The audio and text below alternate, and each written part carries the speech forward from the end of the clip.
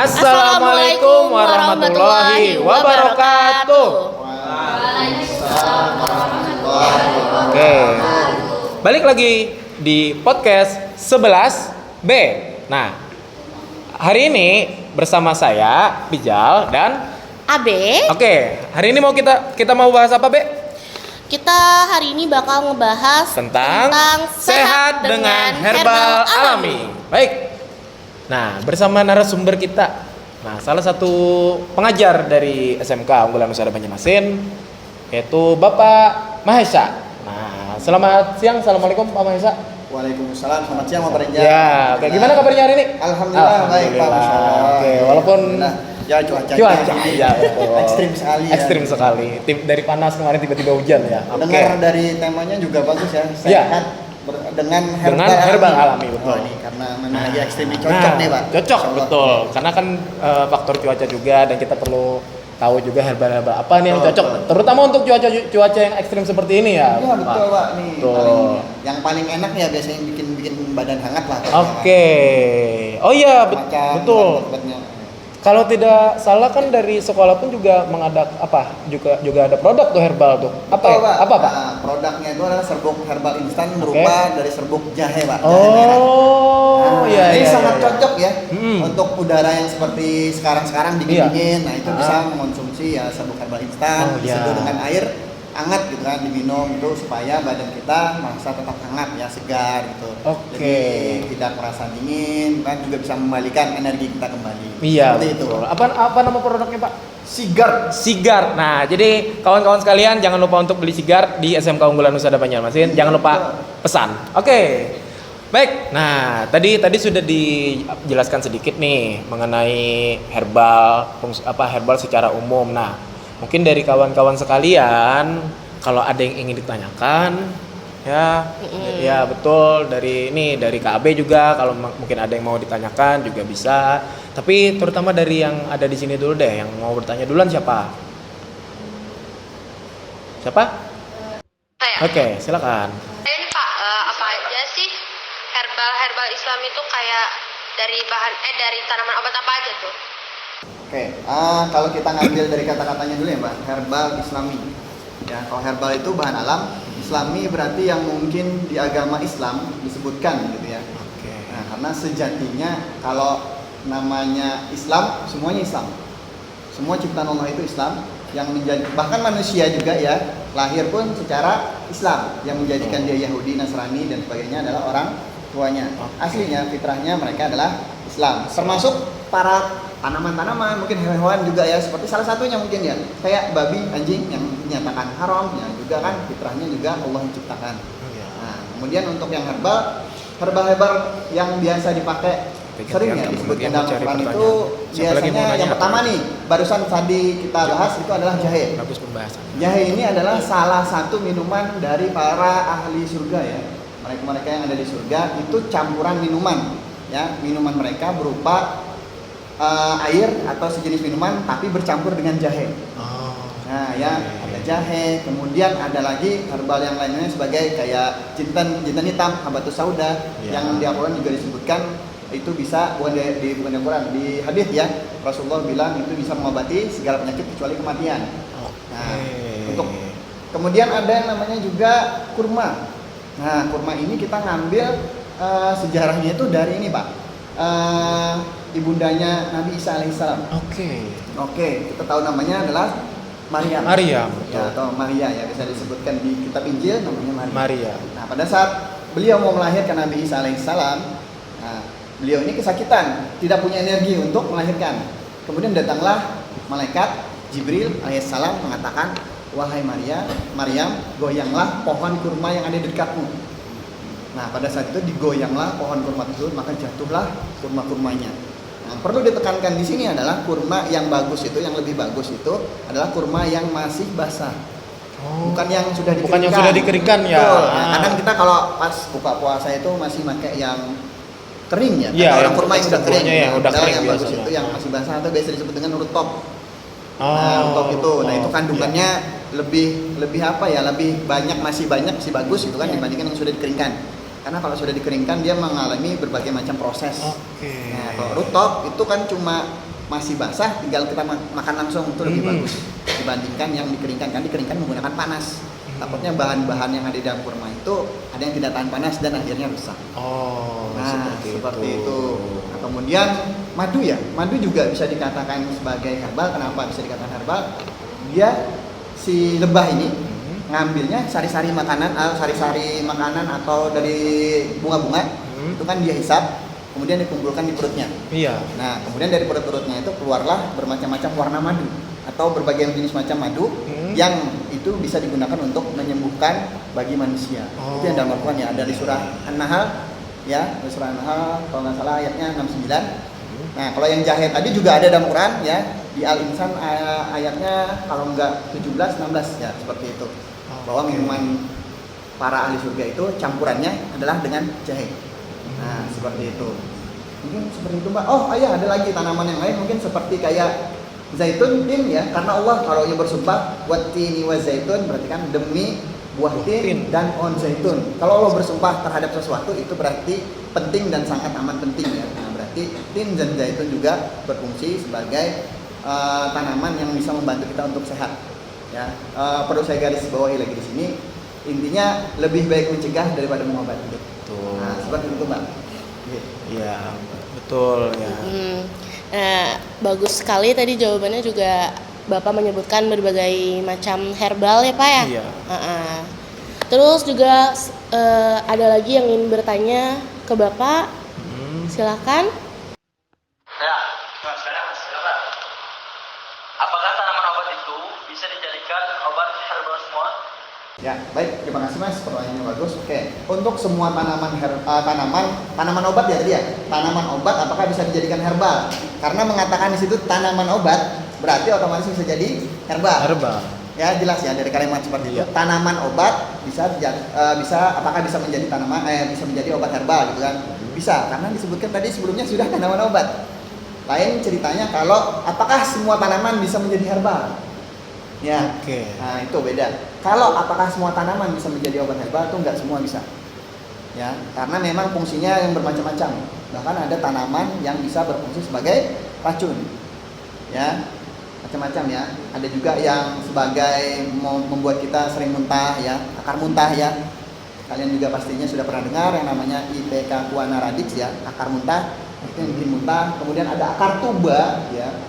Akar tuba di mana akarnya itu kita bisa ambil dan dipakai buat membunuh biasanya atau meracuni untuk misalnya orang nangkap ikan seperti itu. Jadi tidak semua tanaman ya, kayak jamur-jamur pun juga termasuk tanaman ya, tapi ada jamur yang beracun. Nah, betul. seperti itu. Jadi tidak semua tanaman bisa menjadi obat herbal ya, seperti itu. Oke.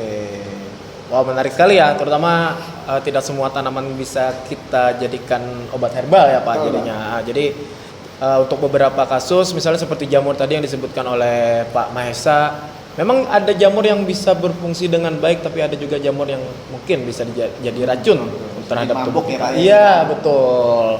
Karena kan memang tidak semuanya klasifikasi makanan pun juga tidak perlu kita menyebutkan lebih khusus ke obat pun, makanan pun juga ada klasifikasinya masing-masing juga, betul Pak. Nah, jadi seperti itu tadi dan oke, baik selanjutnya ada pertanyaan lagi yang mau Oke, silakan. Mungkin dari saya. Oke, silakan. Kalau herbal nih bisa jadikan jalan buat dakwah, semisalnya lewat dari edukasi atau produk halal, menurut Bapak peluangnya besar nggak sih di zaman sekarang? Dan sekarang kan anak-anak Gen Z banyak tuh yang minum obat kekinian. Oke. Oh, ini pertanyaannya luar biasa, terutama untuk anak-anak Gen Z yang di zaman sekarang itu pasti berpikir, oh aku mau buka usaha sesuatu nih, ya, terutama untuk, nah apakah herbal ini punya peluang yang cukup besar? Oke, jadi kita lihat dari pertanyaan ini bagus ya, karena berkaitan dengan yang zaman sekarang yang kita hadapi, yang kebanyakan yang Gen Z ini biar Gen Z sebenarnya. Iya, Gen Z ini lebih ke yang modern, maunya yang simple, maunya yang cespleng, begitu minum langsung sembuh. Gitu, iya. Nah, gitu. Untuk herbal sendiri ini yang perlu kita tekankan lagi, herbal itu nggak bisa yang langsung cespleng, langsung minum langsung sembuh, nggak. Ya, dia lebih ke tadi saya tekankan dia mencegah. Ya, dia mencegah di sini nggak mengobati. Ya, kalaupun dia mengobati, sekali lagi atas izin Allah tentunya mengobati, dan itu mengobatinya pasti lama, pelan-pelan ya. Nah itu, dan mengobati kita kembalikan juga kepada Allah, karena yang mengobati itu semuanya Allah ya. Kalau obat herbal atau obat yang lainnya kita pakai juga itu ya cuma ikhtiar kita atau usaha kita, tetap yang menyembuhkan kita kembalikan ke Allah. Kemudian di sini bagus dibahas Pak, kafe yang menjual gitu ya, minuman herbal ya tadi ya Mas ya. Oke. Jadi bagus itu Mbak, karena saya pun memang pernah pengen punya seperti itu ya. Diawali dengan mungkin dari ronde ya, mungkin sejenis kayak gitu, atau minuman jahe. Iya, minuman jahe ya. Nah, apalagi kalau melihat dari zaman sekarang itu, kalau memang tahu kenapa kita tuh harus herbal, ya herbal itu biasanya itu relatif lebih aman dibandingkan obat-obat yang sintetis. Ya, obat sintetis itu obat-obat yang diproduksi oleh manusia. Ya, kenapa? Lebih aman relatif ya, di sini maksudnya relatif lebih aman kalau dibandingkan dengan obat sintetis. Kenapa? Mereka lebih minim terhadap efek samping. Nah, kalau mau bikin kafe itu bagus menurut saya sebagai dakwah, sebagai media juga untuk pengetahuan kepada teman-teman atau angkatan-angkatan generasi Gen Z tadi ya, supaya tahu bahwa herbal itu dia itu punya zat yang namanya bisa mengeliminasi efek samping. Apa namanya? Pokoknya dalam contoh tebu nih, tebu ya. Tebu itu kalau makan tebu real ya, ilmu ini saya dapat juga pada saat kuliah. Pada waktu itu guru saya yang ngajarin, dosen saya. Dan memang diteliti di tebu itu kalau kita makan tebu asli langsung ya, tebu itu kan kalau orang diabetes nggak boleh ya manis. Nah tapi nggak berlaku untuk tebu, karena di dalam tebu itu ada zat yang mengurangi supaya gulanya itu nggak berlebihan. Nah side effect eliminating substrat namanya, atau zat yang bisa menghilangkan atau mengurangi efek samping. Nah itu bagus. Nah makin ada kafe seperti itu, kemudian di situ kita ajarin, mungkin kita kasih kayak edukasi itu bagus itu Mas. Karena kita memang lebih baik mencegah daripada mengobati. Daripada yang kita pakai sintetis, efek sampingnya macam-macam. Ya, kenapa seperti itu? Karena kalau manusia itu ngambilnya perbagian. Ya, contohnya perbagian. Kayak misalkan vitamin C yang bisa kita dapat mungkin dari jeruk ya. Wah itu bagus kalau kalian langsung makan buahnya. Nah itu buahnya. Kalau ngambil dari vitamin atau vitamin C, nah itu kalau kalian kurang minum maka dia akan mengkristal di dalam ginjal gitu sepertinya. Makanya kayak kafe-kafe tadi itu bagus itu dibikin kafe. Dan menurut saya itu prospek kedepannya, sambil diedukasi ya teman-teman generasi Z Gen-nya itu bahwa obat herbal itu relatif lebih aman dibandingkan obat sintetis. Bahkan sekarang saya juga pernah lihat ya kafe-kafe yang herbal itu nggak hanya cuma minuman. Ada yang jualan es krim ya, ada yang es campur, nggak hanya hangat tapi juga ada yang es, ada yang macam-macam kue juga ada macam-macam seperti itu. Banyak sekarang di Banjarmasin juga saya pernah nemu ada kafe herbal gitu kan. Nah seperti itu. Jadi, bagus kalau menurut saya gitu. Pengembangan ke depannya. Seperti itu. Oke, variatif sekali ya Pak Maesa. Jadi tidak cuma untuk makanan, untuk minuman, untuk berbagai jenis mungkin dessert ya, makanan penutup dan lain sebagainya, atau mungkin sekedar cemilan pun kalau kita kombinasikan dengan bahan-bahan herbal pun juga masih bisa gitu ya. Betul. Jadi bagi anak-anak gadget sekarang nih, jangan cuma berpikir untuk buka usaha kopi doang, lebih variatif tuh. Jahe tadi bisa dimanfaatkan. Misalnya mau bikin kopi jahe juga bisa. Betul Pak. Kopi kan juga termasuk ya Pak, herbal. Iya, betul. Nah itu, apalagi dikombinasikan dengan jahe, apalagi itu kan jadi minuman hangat, apalagi di tengah cuaca seperti ini tuh akan jadi manfaat yang luar biasa. Masya Allah. Ya. Baik. Gimana Kak Abe? Dari sini mungkin bisa diajak. Kalau kalian ada pertanyaan ke Bapak Mahesa lagi, silakan dipertanyakan. Oh ya. Oke, silakan. Coffee shop ada di mana-mana. Menurut Bapak nih, kalau misalnya ada kafe herbal alami gitu, kayak jamu-jamu gitu, kira-kira peminatnya banyak nggak sih? Karena kan beberapa orang ada juga yang nggak suka minuman kayak herbal atau jamu gitu. Gimana menurut Bapak? Bagus sekali pertanyaan. Ya, bagus. Baru kita bahas ya masalah kopi tadi ya, betul. Tapi ini herbal gitu kan. Iya. Salah satunya simpel tadi ya Mbak, kita kombinasi tadi kata Bapak Rijal tadi, kita kombinasi kopi jahe gitu kan. Iya. Atau yang lain sebagainya. Oke. Sebenarnya untuk kafe-kafe kayak herbal itu ya Mbak, sebenarnya yang saya lihat itu dia bisa mengkombinasikan supaya itu tuh nggak seperti jamu. Rasanya jadi lebih kayak makanan yang memang berkelas. Ya, semacam kayak es krim ya. Kayak minuman kayak segar kayak es gitu kan, kayak dibikin kayak air kelapa, Iya, dicampur seperti itu, betul, Mbak. betul. Bahkan ada juga yang apa namanya? Air kelapa dicampur jahe sebagainya. Jadi bikin versi dingin. Oh, seperti itu. gitu. Nah, Ya. untuk kopi tadi jelas Mbak bisa dikombinasi ya gitu kan. Jadi sebenarnya banyak orang yang nggak suka itu mungkin dari segi bau mungkin ya. Bau kemudian rasa. Nah, sekarang mereka atau teman-teman yang sudah membuka kafe-kafe herbal biasanya sudah memodif itu, Mbak. Sehingga rasanya pun insya Allah bakalan disukai gitu kan. Oke. Kayak anak-anak zaman sekarang mungkin sukanya Iya, mengikuti zaman sekarang ya, mengikuti perkembangan zaman. Bikin minuman kayak jus dan sebagainya gitu kan. Nah, Iya. diselipin gitu kan. Iya, Gitu, diselipin. ya. Dengan tidak menghilangkan kandungan aslinya. Iya, betul. Nah, seperti itu, Pak. Dan keautentikan rasanya pun juga tetap Betul, ada gitu. ya, Walaupun seperti kita itu. konsepnya ya herbal juga tetap. Iya. Betul. Dan yang paling penting tadi ya Pak, kita edukasinya tuh Pak. Iya, betul. Bahwa sesungguhnya herbal ini relatif lebih aman dan lebih baik kita mencegah daripada Mengobati. Seperti itu. Oke. Nah, itu tadi. Jadi untuk peluangnya pasti besar kok. Terutama kalau kalian mengkombinasikan herbal dengan globalisasi. Nah, dengan zaman sekarang kita gabungkan itu pasti akan menjadi peluang yang lebih besar lagi. Baik. Ya, dari yang lain mungkin ada yang bertanya?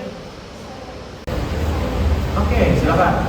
Kalau Allah menciptakan dengan kebijakan yang benar, apakah tugas kita itu mengonsumsi dan memanfaatkan obat itu sebagai modal alami untuk kesehatan kita? Oke, ya pertanyaannya bagus sih Pak. Karena Allah itu menurunkan penyakit pasti ada dengan obatnya. Nih ya.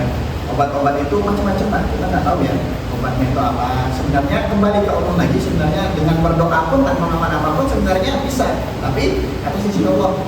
Ya, seperti itu. Jadi kalau Allah ciptakan penyakit pasti disertai dengan obatnya.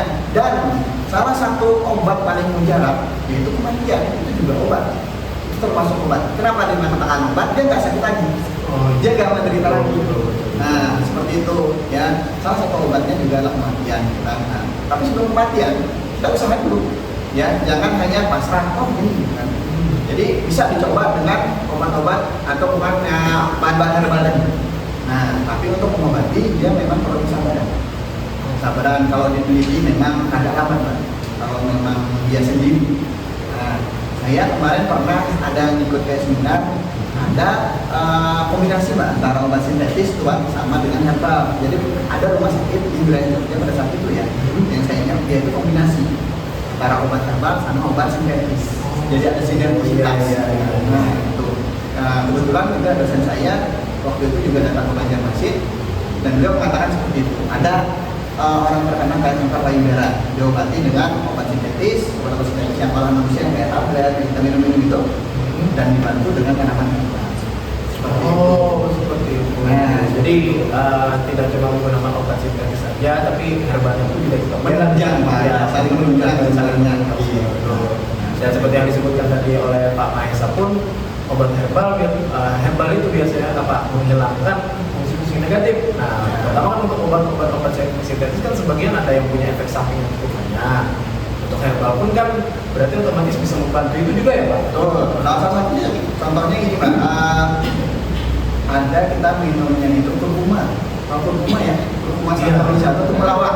Nah, kalau kita sering minum obat sintetis nih otomatis liver kita atau hati kita itu biasanya ada gangguan atau biasanya disebut dengan orang penyakit kuning ya. Oh iya. Nah, salah satu herbal yang bisa membantu atau biasa disebut hepatoprotektor itu adalah si temulawak. Temulawak itu punya zat yang namanya kurkuminoid atau kurkumin dan itu fungsinya buat melindungi hati. Nah, bagus sekali kombinasi apabila orang-orang yang penyakitnya menahun yang sudah lama itu pasti minum obat itu bisa. Nah, itu boleh diselingi dengan yang namanya pertemuan. Supaya hatinya nggak cepat rusak. Iya. Nah, sebenarnya mengikuti zaman sekarang ya, perkembangan zaman. Jadi minuman kayak jus dan sebagainya gitu kan. Iya. Selipis gitu kan. Iya. Gitu. Dengan tidak menghilangkan kandungan aslinya. Iya. Nah, seperti itu. Dan keautentikan rasanya pun juga tetap ada. Ya, walaupun kita konsepnya ya herbal juga. Dan yang paling penting tadi ya Pak, kita edukasinya Pak. Iya. Bahwa sesungguhnya herbal ini relatif lebih aman dan lebih baik kita mencegah daripada mengobati. Seperti itu. Oke, nah itu tadi. Jadi untuk peluangnya pasti besar kok. Terutama kalau kalian mengkombinasikan herbal dengan globalisasi. Nah, dengan zaman sekarang kita gabungkan itu pasti akan menjadi peluang yang lebih besar lagi. Baik, ya dari yang lain mungkin ada yang bertanya. Oke, silakan. Kalau Allah menciptakan penyakit dan juga tanaman obat, apakah tugas kita itu mengonsumsi dan memanfaatkan tanaman obat itu sebagai modal alami untuk kesehatan kita? Oke, ya pertanyaannya bagus ini Pak.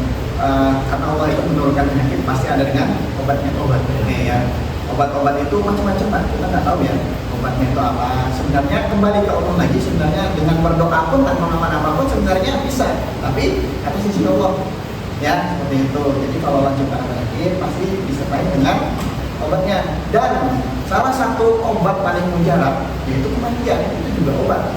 Termasuk obat. Kenapa dia mengatakan obat? Dia nggak sakit lagi. Dia nggak menderita lagi. Nah, seperti itu ya. Salah satu obatnya juga adalah kematian. Nah, tapi sebelum kematian kita usaha dulu. Ya, jangan hanya pasrah ini. Kan. Jadi bisa dicoba dengan obat-obat atau bukan bahan-bahan herbal tadi. Nah, tapi untuk mengobati dia memang perlu kesabaran. Kesabaran kalau diteliti memang ada lambat, Pak. Kalau memang dia sendiri. Nah, saya kemarin pernah ada ikut kayak seminar, ada kombinasi Mbak antara obat sintetis tuan sama dengan herbal. Jadi ada rumah sakit di wilayah Jogja pada saat itu ya, yang saya ingat dia itu kombinasi antara obat herbal sama obat sintetis. Jadi ada sinergisitas. Nah itu kebetulan juga dosen saya waktu itu juga datang ke Banjarmasin dan beliau mengatakan seperti itu. Ada orang terkena kanker payudara diobati dengan obat sintetis yang olahan manusia yang kayak tablet, yang kita minum-minum itu, dan dibantu dengan tanaman herbal. Seperti itu. Nah, jadi tidak cuma menggunakan obat sintetis saja, tapi herbalnya itu juga kita Menunjang, Pak. Saling menunjang, saling menunjang. Dan seperti yang disebutkan tadi oleh Pak Mahesa pun, obat herbal itu biasanya menghilangkan fungsi-fungsi negatif. Nah, pertama kan untuk obat sintetis kan sebagian ada yang punya efek samping yang cukup banyak. Untuk herbal pun kan berarti otomatis bisa membantu itu juga ya Pak? Betul. Salah satunya contohnya gini Pak, ada kita minumnya itu kurkuma. Kalau kurkuma ya, kurkuma santorini atau temulawak. Nah, kalau kita sering minum obat sintetis nih otomatis liver kita atau hati kita itu biasanya ada gangguan atau biasanya disebut dengan orang penyakit kuning ya. Oh iya. Nah, salah satu herbal yang bisa membantu atau biasa disebut hepatoprotektor itu adalah si temulawak. Temulawak itu punya zat yang namanya kurkuminoid atau kurkumin dan itu fungsinya buat melindungi hati. Nah, bagus sekali kombinasi apabila orang-orang yang penyakitnya menahun yang sudah aman itu pasti minum obat itu Pak. Nah, itu boleh diselingi dengan yang namanya pertolongan. Supaya hatinya nggak cepat rusak. Iya. Nah, sekedar untuk perobatan saja bisa dikombinasikan dengan baik. Silakan. Kalau ada yang mau bertanya lagi, ya. Menurut Bapak nih, penting nggak kita belajar tentang tanaman herbal biar bisa lebih menghargai apa yang Allah kasih ke kita? Oke, pertanyaannya bagus ini. Penting nggak sih kita belajar mengetahui dari tanaman herbal apa yang kita akan gunakan, kita pelajari gitu kan? Kalau menurut saya ya sangat penting Pak. Kenapa sangat penting? Karena biar bagaimanapun, biar kayak apapun ya, herbal itu adalah ciptaan Allah. Nah, karena kalau ciptaan Allah itu pasti sempurna. Ciptaan Allah pasti sempurna. Beda dengan obat-obatan yang kita minum itu ciptaan manusia. Makanya kenapa obat sintetis itu punya efek samping. Karena itu adalah buatan manusia. Buatan manusia itu nggak ada yang sempurna. Tapi kalau Allah menciptakan sesuatu itu nggak ada yang sia-sia dan nggak ada yang tidak sempurna. Pasti sempurna. Nah, jadi obat kita belajar tentang tanaman-tanaman herbal itu bagus Pak menurut saya dan kasih tahu. Mungkin di sekolah seni ya, bagian farmasi itu ada khusus pelajarnya untuk belajar tanaman ya kan. Kamu hipnosis ya gitu ya Mbak namanya nah seperti itu. Dan di situ kita tahu bahkan mungkin yang namanya rumput yang sering kita injak. Ada yang namanya kalau di Banjarmasin namanya ambin-ambin. Dia itu mirip putri bambu. Ya, tapi di bawah itu ada buah tertentu di bawah batangnya itu. Nah, itu biasanya tuh rumput aja kalau menurut orang banyak dicabut dibuang, padahal itu adalah menirang atau biasanya orang Banjarmasin bilangnya itu pohon aminamid. Nah, dia punya fungsi luar biasa. Dia sebagai imunomodulator, menambah atau meningkatkan daya tahan tubuh. Nah, dan kalian mungkin kalau yang sudah tahu kandungan si aminamid tadi peniran ini ada yang di stimulo. Nah, stimulo yang sekarang derajatnya itu udah dikatakan fitofarmaka ya Pak. Jadi derajat tertinggi dari obat tradisional. Jadi obat tradisional dulu, kemudian obat herbal terstandar, baru jadi fitofarmaka. Nah, kenapa bisa tinggi Pak? Karena ini sudah dilakukan namanya uji klinis dan uji praklinis. Sudah ketahuan keamanannya dan sudah ketahuan kegunaannya secara real. Nah, seperti itu. Dan apakah tanamannya itu? Yaitu menirang atau aminamid yang mungkin kalian di depan rumah bisa ketemu. Nah, itu kalau misalkan lagi kita lagi drop atau gimana itu bisa diambil kan, rebus, kan bersihkan dulu, direbus kan airnya nanti. Oke, itu Ya. kalau Betul. Ya. Salah satu ini komposisi dari stimulo. Kalau teman-teman pernah lihat stimulo ya sini Phyllanthus stimuli, Phyllanthi herba atau menirang. Nah, itu tanaman yang bisa meningkatkan daya tahan. Yang mungkin kita kira itu hanya rumput biasa dilalang atau nggak pakai gitu kan. Nah, itu ya. ya. Oke, seperti itu ya. Silakan Pak. Ini. Gimana caranya supaya generasi muda bisa ikut berperan dalam menjaga kesehatan lewat produk herbal? Oke, bagaimana caranya generasi muda nih? Menarik. Ya, menarik nih Pak. Supaya ini nih, supaya gimana ya? Supaya terkenal lah bahwa herbal itu gini gitu kan. Iya, betul. Salah satunya itu kan kita dengan melakukan edukasi dulu sebenarnya teman-teman, ya edukasi terus ikut dalam serta dalam penelitian mungkin atau membaca jurnal gitu kan bahwa herbal tersebut mempunyai khasiat kan yang lebih relatif aman dibandingkan obat sintetis. Nah, di situ nanti silahkan para generasi muda itu kan bisa punya apa namanya kreativitas ya. Anak muda itu kreativitasnya tinggi Pak, ya kan? Nah, mungkin bisa mengcombine itu Mbak. Ya salah satunya tadi bikin es krim, bikin kue jahe, mungkin gingerbread ya. Kalau di luar negeri udah terkenal itu gingerbread Iya, roti. Wah, itu kalau lagi musim salju itu pakai itu. Iya. Salah satunya kenapa kita dijajah dulu ya karena kita punya banyak rempah-rempah. Ya rempah-rempahnya itu kenapa? Karena kita itu punya rempah-rempah yang bisa bikin badan kita itu lebih segar, lebih sehat, lebih kuat. Nah, kenapa kita dijajah? Ya karena mereka ingin menguasai rempah-rempah. Nah, mungkin yang sudah belajar sejarah mungkin tahu ya, bagian Portugis mungkin dan sebagainya itu kan mengambil atau memonopoli rempah-rempah. Nah, seperti itu. Jadi kiat-kiatnya ya pertama kita edukasi dulu para generasi mudanya, kemudian mereka mencoba mengkreasikan sendiri, mencoba sendiri sampai kita didapatkan rasa yang memang bagi mereka cocok. Karena saya yakin generasi muda ini kreatif. Seperti itu. Lagi diberikan dengan variasi berbagai jenis makanan dan minuman ya. Salah satunya kopi tadi ya. Iya, salah satunya kopi tersebut tadi. Betul. Jadi tidak semata-mata harus yang minuman yang berdasar atau berbahan dasar jahe doang. Bisa dicampur dengan yang lain ya kayak Bisa dicampurkan. Mungkin dari Ada nih ya, ada pengalaman nggak kemarin ketika mungkin pernah ketemu minuman-minuman yang berbahan dasar herbal gitu. Saya juga pernah seperti sigar dan Oke, sigar. Nah, itu.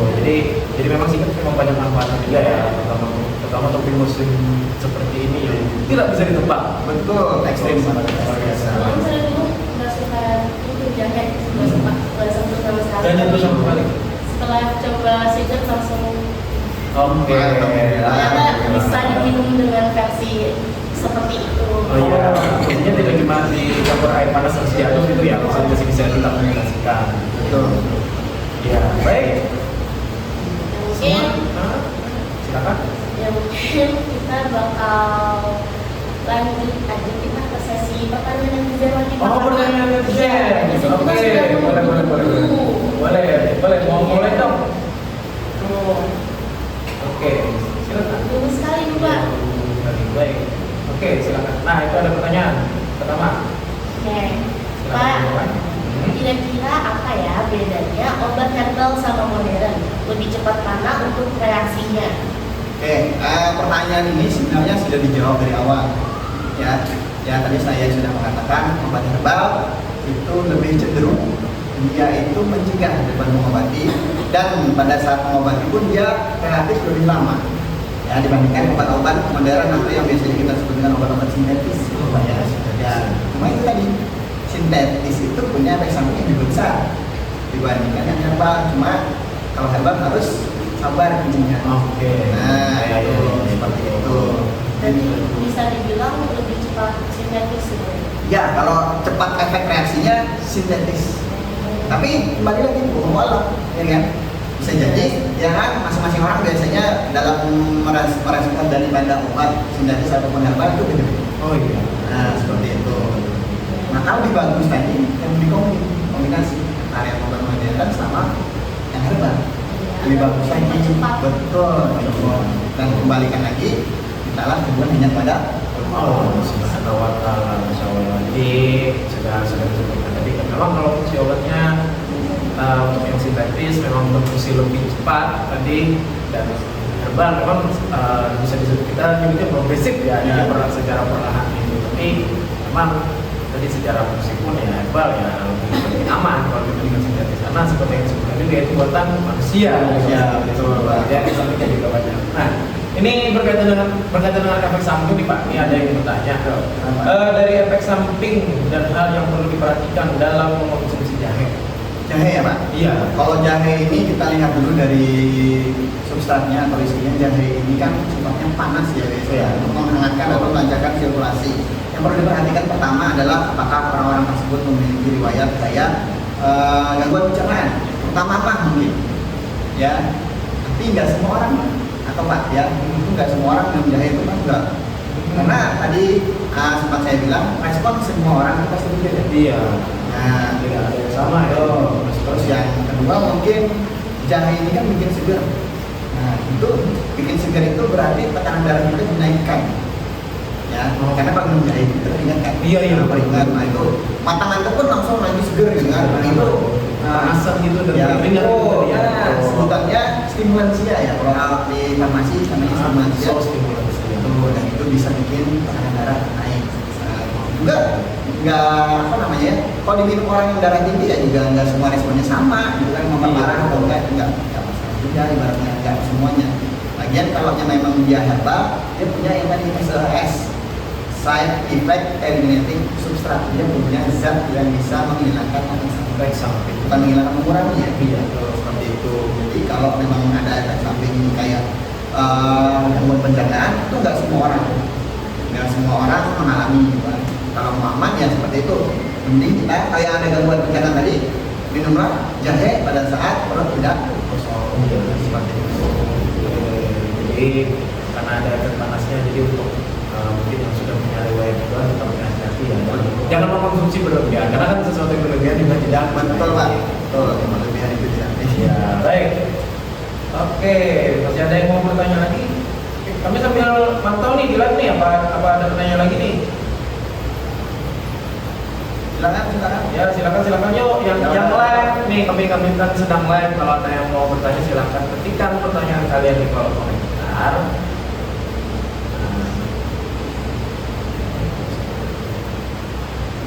Oh ini ada beberapa dulu, selamat datang. Baik. Ya, jadi kita balik lagi bahas sedikit ya Pak. Ya. Terutama untuk herbal. Jadi herbal memang manfaatnya memang sebanyak itu kalau kita dibandingkan dengan obat sintetis ya. Kemudian efek sampingnya juga lebih sedikit kalau dibandingkan dengan yang sintetis ya. Ya memang walaupun tadi balik lagi tergantung dari hasilnya juga. Maksudnya kita nggak bisa menyebutkan bahwa obat ini dan obat ini bermanfaat bisa menyembuhkan, tapi secara progres ya akan Sebenarnya kembali lagi yang menyembuhkan. Baik, apa ada lagi kalau dari kita? Mungkin mau nambahkan sedikit Pak. Sebelum kita tutup ya. Betul. Kita katakan lagi garis bawahi ya.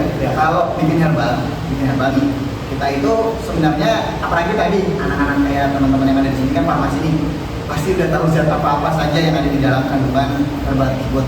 Kita ambil contoh aja misalkan si temulawak deh. temulawak itu mungkin kalian belajarnya atau teman-teman di sini belajarnya itu bisa menambah nafsu makan. Ya, amarah kan. Tadi kan saya ada mengatakan dia juga punya zat yang bisa menghilangkan efek samping. Iya. Nah, jadi misalkan orang ini badannya misalkan sudah overweight nih, makan temulawak, dia jadinya tambah makan gitu kan kalau dia makan. Nah, tetapi di dalam temulawak di situ ada zat yang bikin dia kenyang. Nah, jadi nanti kalau kalian mungkin pernah minum temulawak yang dijamu gitu, ya, kalau bagian pernah lihat itu ada dua bagian yang nggak tercampurkan, bagian minyak sama bagian air. Nah, di bagian minyak inilah yang bikin kita itu jadi bernafsu makan. Nah, sedangkan yang bagian cair itu yang bikin kita cepat kenyang. Nah, seperti itu. Karena kan memang mereka berdua di dalam satu tanaman itu dia saling melengkapi. Nah, jadi kalau satunya bikin nafsu makan, satunya mulai makan. Jadi kalau minum temulawak, kalau memang nggak ngambil dari zat minyaknya, itu nggak bakalan bisa untuk nafsu makan. Nah, betul. Jadi di garis bawah di sini adalah cara pengambilan zat minyak. Pasti teman-teman di farmasi pernah tahu kan cara mengambilnya gimana. Misalkan zat-zat yang kita mau ambil ini yang minyak ya, minyak yang dari laut, berarti kan kita harus pakai destilasi. Supaya kita ambil minyaknya doang. Buat apa? Berarti untuk nambah nafsu. Nah, dan bagi yang mau diet, ambillah yang bagian air. Nah, Oh iya, betul. Jadi memang untuk tanaman herbal seperti temulawak ini memang ada dua fungsi yang terpisah ternyata. Nah, ini informasi yang juga baru saya dapat. Nah, sejauh mungkin ya, sejauh pengalaman ada mengetahui obat-obatan herbal dan situ. Baik, untuk AB apa kita close aja sekarang atau gimana? Iya. Oke, udah waktunya kita pas. Jadi saya ucapkan terima kasih banyak kepada Pak Mahesa yang sudah jadi narasumber Terima kasih banget sudah dipanggil sini. Iya. Jadi mohon maaf kalau ada kesalahan. Iya, kan, betul. Memang saya seperti itu. Ya, pokoknya kalau ada salah hilaf saya mohon maaf ya, karena kebenaran tetap kembali kepada Allah. Mohon maaf yang sudah bersama. Iya, baik. Oke, jadi sudah ditutup dari Pak Mahesa tadi dan juga kami sebagai pembawa acara mohon maaf yang sebesar-besarnya kalau mungkin ada kesalahan dalam membantu acara kegiatan podcast hari ini. Nah, terima kasih dan assalamualaikum warahmatullahi wabarakatuh. Waalaikumsalam warahmatullahi wabarakatuh.